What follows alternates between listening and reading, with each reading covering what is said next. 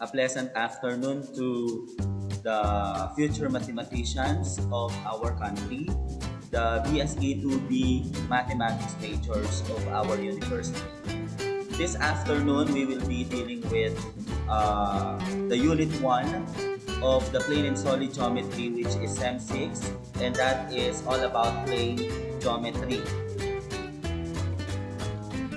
First, we have to define the undefined terms. Actually, let's understand all these undefined terms in basic geometry, which are the points, lines, and planes. So these are terms with no definition, but terms being used to define another terms. So first, point, which indicates a location and has no sides. So a point has a location but with no definite sides.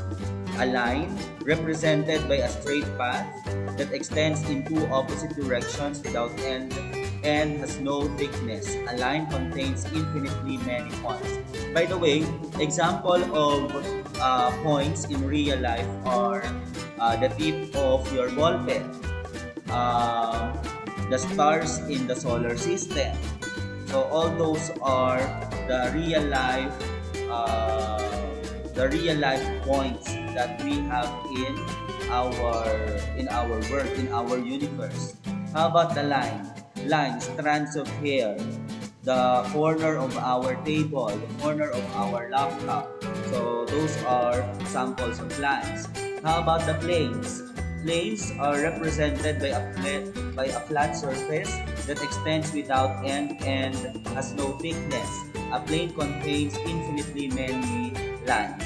So sample of planes are the surface of our table, the surface of our floor, the surface of our wall, our blackboard, and so on and so forth. So these three terms are the three undefined terms that we are using in geometry. Also, in addition to the three terms, we also have collinear points. When we say collinear points, these are points that lie on the same line, meaning these are points that are located in the same line. Coplanar meaning these are points or lines that lie on the same plane. Okay, so these are the defined terms. Okay, so the first one is the segment. Segment is a part of a line that consists of two endpoints and all points between them. As segment is being defined because of the concept of line, because a segment is just part of the line. Array is also a part of the line. It's just a part of the line. It contains one endpoint and all the points of the line on one side of the endpoints. So array has an endpoint at one of the side and an infinity on the other side. So example, use the diagram to answer each question. Name two coplanar lines, meaning two lines that lies on the same plane, coplanar lines. So in this figure, we have two lines that lie on the same plane. So what are those two lines? We have line WXD there, WXD, and line ZX. So these two lines are two coplanar lines. How about three non-collinear points? When we say non-collinear points, these are points which are not on the same line. Okay, non-collinear points. So in this case, we have Z is not collinear with V, and Z is not collinear with W. So we may say that Z, W, and V are non-collinear points, though W and V are collinear. Name the plane two different ways. So we may name the plane in many different ways. We may name the plane according to its vertices, or we may name the plane using a small letter. Name a pair of opposite rays. When we say opposite rays, these are two rays that goes in opposite direction. So example, ray x to infinity and ray z to infinity are two opposite rays. Or we may say that ray x z that goes up, and ray zx that goes down. So these two rays are two opposite rays.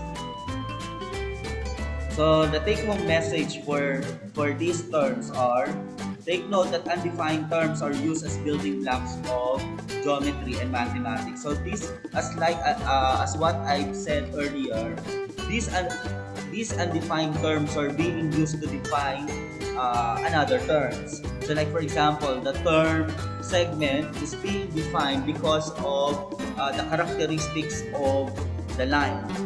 Geometry will have a lot of vocabulary words. Here in geometry, you will be learning lots of vocabulary words. The concept will give us algebraic equations. So, but all of those concepts will lead us to algebraic equations, since algebra is applicable to all. Geometry will enhance our artistic abilities. Why? Because in geometry, we'll be dealing with figures, we'll be dealing with construction of figures, and so on. Postulate. How do we define postulate in geometry? Postulate is an accepted statement of fact, like undefined terms. So no need to prove, because these are accepted statement of fact already, the undefined terms, used as building blocks of the logical system in geometry, also known as axioms. So postulates are also known as axioms. So postulate 1.1. Through any points, there is exactly one line. So if you have 2 points, then you may already have a line.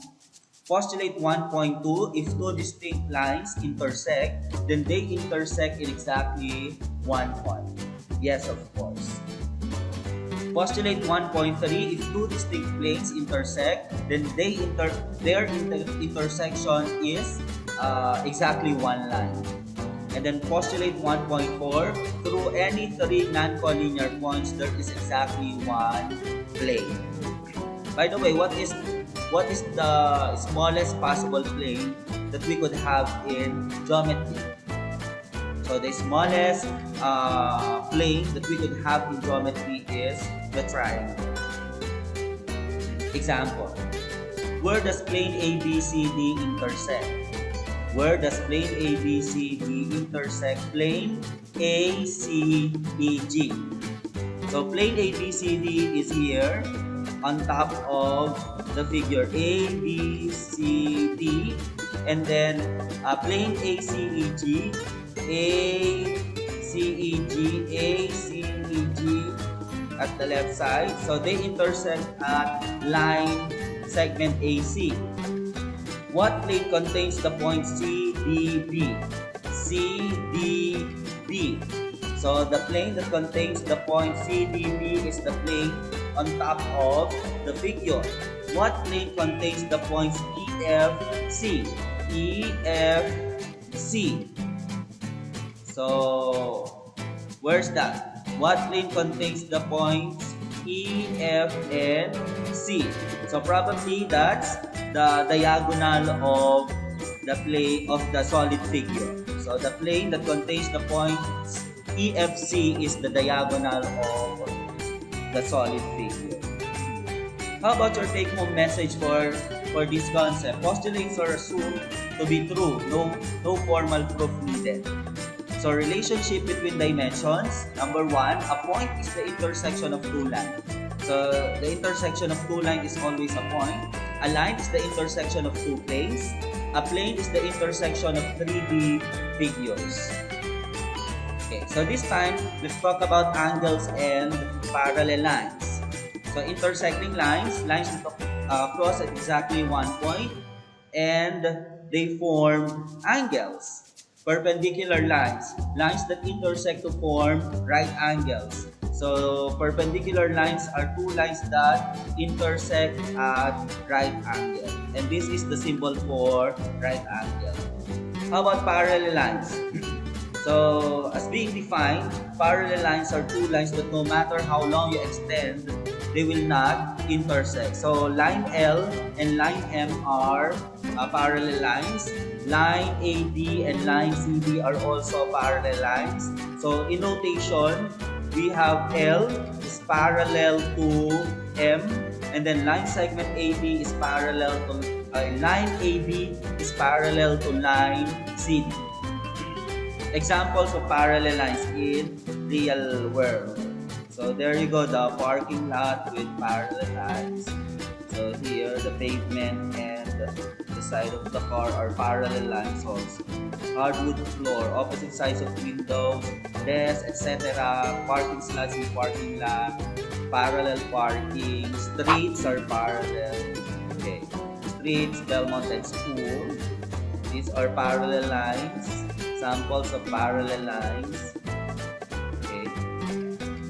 How about the transversal? Transversal is being defined as a line that intersects two or more lines in a plane at different points. So that's a transversal line. There are two lines and being intersected by another line, which is the one we call transversal line. So example, line M and line N being intersected by line T. Here, the transversal line is line T. So, vertical angles and linear pair. If it happened that there are two lines being intersected by a transversal line, there are lots of angle pairs being formed. So, vertical angles and linear pairs. So, as you can see, we have here two lines. Two parallel lines here, two parallel lines being intersected by another line, and this line is what we call a transversal line. How do we define vertical lines? Two angles that are opposite angles. Vertical angles are congruent. In this figure, what are the vertical angles? Vertical angles are angle 1 and angle 4, angle 2 and angle 3, angle 5 and angle 8, angle 6 and angle 7. So all of those pairs are vertical angles. And take note that vertical angles are congruent, meaning if the measurement of angle 1 is equal to 120 degrees, then the measurement of angle 4 is also 120 degrees. How about the linear pair? Linear pair are supplementary angles that form a line, meaning their sum is equal to 180 degrees.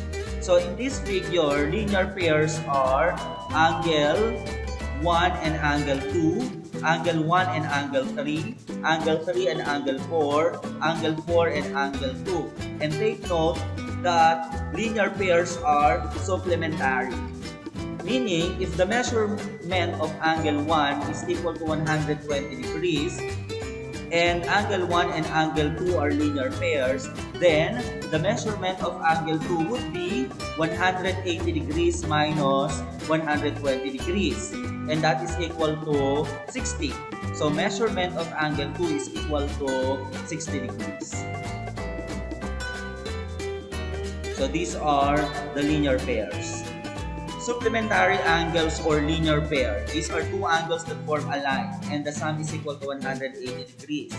So suppose that we have angle 1 plus angle 2, that is equal to 180 degrees since they are linear pairs and supplementary angles.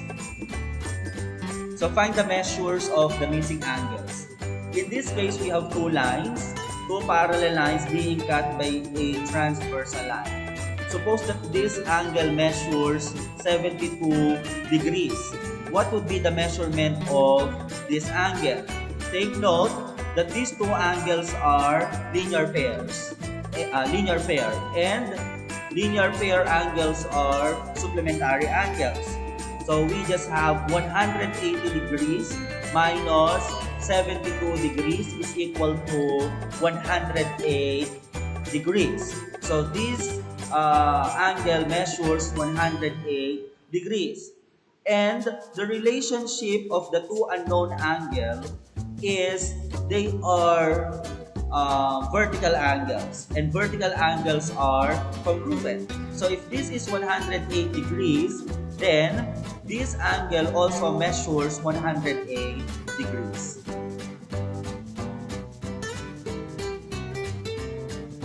Alright.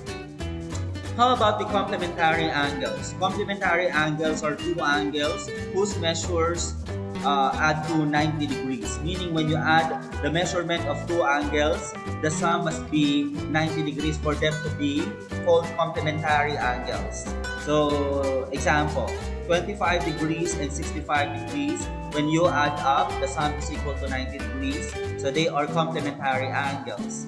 How about the adjacent angles? Adjacent angles are angles in the same plane that have a common vertex and a common side. So in this case, adjacent angles are angle A and angle B, angle C and angle D. Angle B and angle D are also adjacent angles. Angle A and angle C are also adjacent. Then we have angle E and angle F, which are also adjacent. Angle E and angle G, angle F and angle H, then angle G and angle H. Angles and parallel lines. If two parallel lines are cut by a transversal, then the following pairs of angles are congruent. Corresponding angles. Corresponding angles are congruent. Alternate interior angles are congruent. Alternate exterior angles are congruent. And then if two parallel lines are cut by a transversal, then the following pairs of angles are supplementary. Consecutive interior angles, consecutive exterior angles, and consecutive exterior angles. So let's start with the corresponding angles. Corresponding angles are two angles that occupy corresponding positions. Example, angle 1 and angle 5. The position of angle 1 and the position of angle 5 are corresponding positions. Angle 2 and angle 6. The same with angle 3 and angle 7, and angle 4 and angle 8. So these are the pairs of corresponding angles in this figure. And take note that corresponding angles are congruent. How about the consecutive angles? Consecutive. So in this case, we have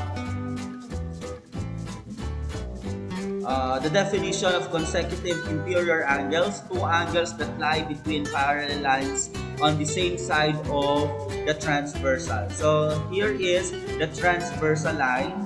In the transversal line, we have the left and the right. So in this case, two consecutive interior angles. Consecutive interior angles, meaning the angles must be in the interior. So what are those angles that are in the interior of the transversal? We have 3 and 5, then 4 and 6. So all those are the interior angles of the transversal or of the figure. So how about the consecutive interior angles? We have 3 and 5, 4 and 6. And if we have consecutive interior angles, then we also have consecutive exterior angles. So the difference is that these angles are located at the exterior of the transversal. So what are those pairs? We have 1 and 7, then 2 and 8. And take note that consecutive exterior angles are supplementary. The same is true with the consecutive interior angles. How about the alternate angles? Alternate angles. So we have alternate interior angles and alternate exterior angles. Let's start with the alternate interior angles. Two angles that lie between parallel lines on opposite sides of the transversal, but not a linear pair. So what are those? We have interior angles. Let us enumerate the interior angles first. 3, 4, 5, and 6. So all those 4 are the inferior angles. When we say alternate, these are two angles located at the opposite sides of the transversal, which are not linear pair. So what are those? 3 and 6, 4 and 5. So those are the alternate inferior angles. And take note that alternate interior angles are congruent, meaning if the measurement of angle 3 is 45 degrees, then angle 6 is also 45. How about the alternate exterior angles? So the only difference is that the angles now are located outside the transversal. What are those angles outside the transversal? 1, 2, 7, and 8. So what are the exterior angles? These are two angles that lie outside the parallel lines on opposite sides of the transversal. So we have 1 and 8, then 2 and 7. And take note that they are also congruent. Example, if line AB is parallel to line CD and S is parallel to T, find the measure of all the angles when measure of angle 1 is equal to 100 degrees. Justify your answers. So we have two parallel lines being cut by another two parallel lines here. Find the measurement of all the angles if the measurement of angle 1 is equal to 100 degrees. So let us solve one by one. Take note that angle 1 and angle 2 are linear pairs, correct? And linear pairs are supplementary. So that if angle 1 is 100, then angle 2 is 180 minus 100, which is 80 degrees. Take note that angle 1 and angle 3 are vertical angles, and vertical angles are congruent. If angle 1 is 100 degrees, then angle 3 is 100 degrees also. And then angle 4 is 80 since angle 4 and angle 2 are vertical angles. Okay? Angle 1 and angle 5 are corresponding angles. So that if angle 1 is 100, then angle 5 is also 100. Then angle 6 is is equal to 80. Then angle 7 is also 100. Then angle 8 is 80. In here, angle 9 and angle 1 are corresponding angles, so that they are congruent. So angle 9 is also 100. Angle 10 is 80 since 9 and 10 are linear pairs. Angle 12 is 80 since 10 and 12 are vertical angles. 11 is 100 since these two are vertical angles.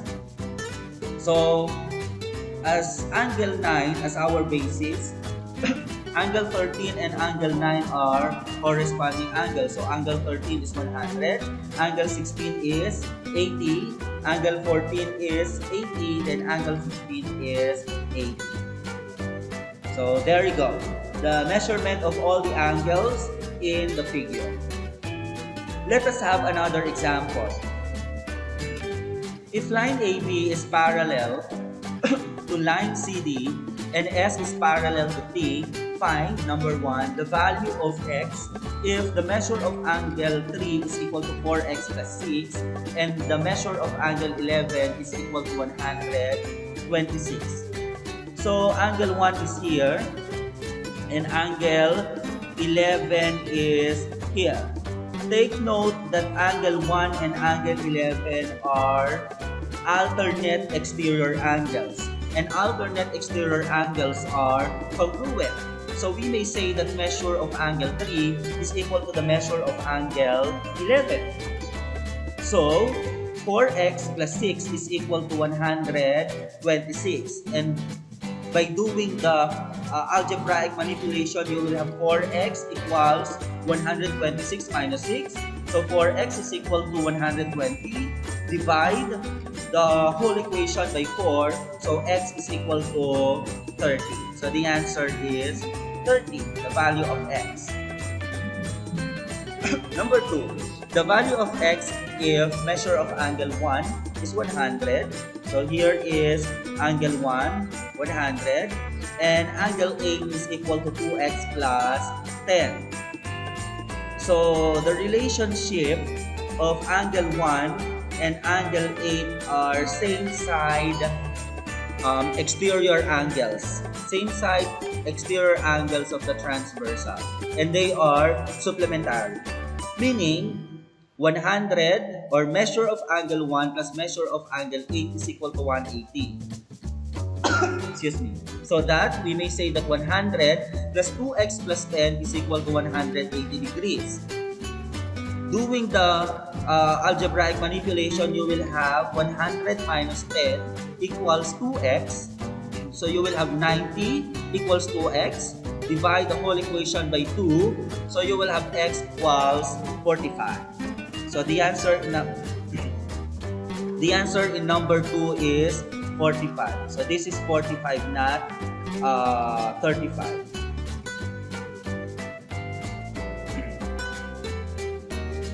So the value of y, if the measure of angle 11 is 3y minus 5 and measure of angle 16 is 2y plus 20. So here is angle 11 and here is angle 16. And angle 11 and 16 are supplementary.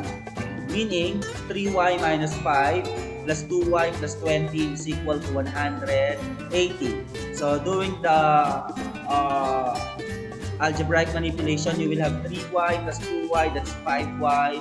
20 minus 5 is equal to 15. So you will have 5y plus 15 equals 180. So you will have 5y equals 180 minus 15. So 5y is equal to 165. So divide both sides by 5. So 165 divided by 5 is equal to 33. So the answer in number 3 is 33. So we move on to the basic geometry constructions. You will be needing a straight edge, a compass, and a compass for you to perform the basic geometry constructions in geometry.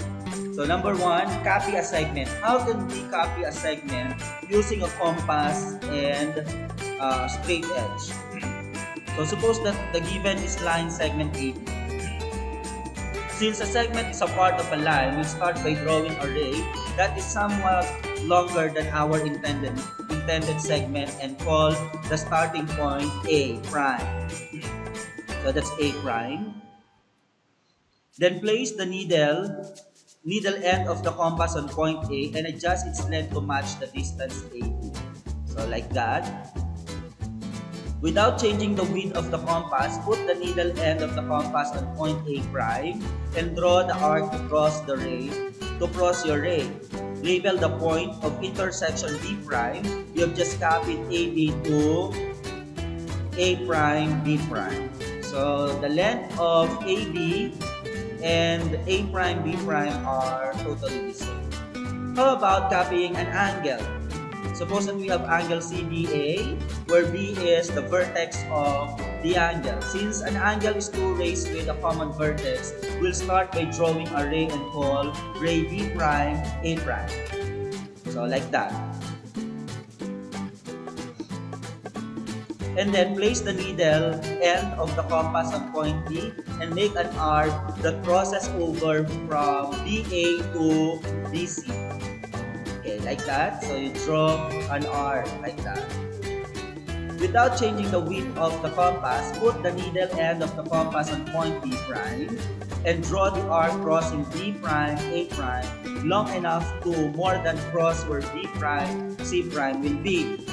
Like that. And then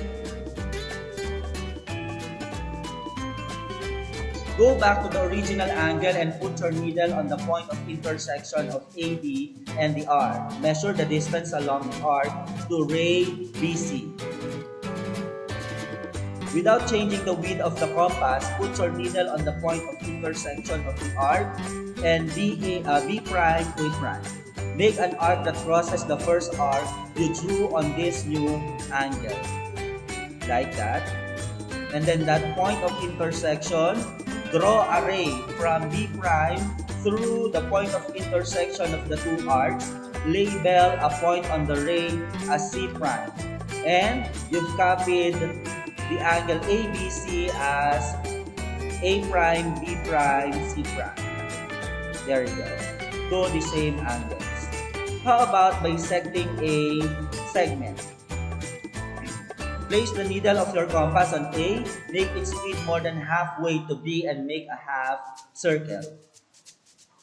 And then, without changing the width of the compass, put the needle of your compass on B, make a half circle that overlaps the first one. Okay. Then draw a line that connects the 2 points of intersection of the 2 half circles. That new line is both a bisector of the segment AB and is perpendicular to AB. There you go. The perpendicular bisector of line segment AB. How about bisecting an angle? So suppose that we have angle ABC. Place the needle of your compass on B. Draw an arc that crosses both BA and BC. Like that. And then label the intersection of the arc and BA D. And the intersection of the arc and BC E. So you have 2 points there, E and D. Place the needle of the compass on D and set the width to match more than half the distance to E. Make a half circle. Okay, like that. And then leave the compass with as it is. Do not change the opening of the compass. Place the needle of the compass on E and make a half circle overlapping the previous half circle. Okay. And then draw a line that connects the 2 points of intersection of the 2 half circles. That new line is both a bisector of the angle ABC. So there you go, the angle bisector of ABC. So for the meantime, all those are the concepts that you have to learn for plane geometry. We'll be dealing a little bit deeper next time. If you have any more questions with regards to the topics that we discussed this afternoon, feel free to message me in our GC, SEM6 BSE 2B. Thank you and keep safe always.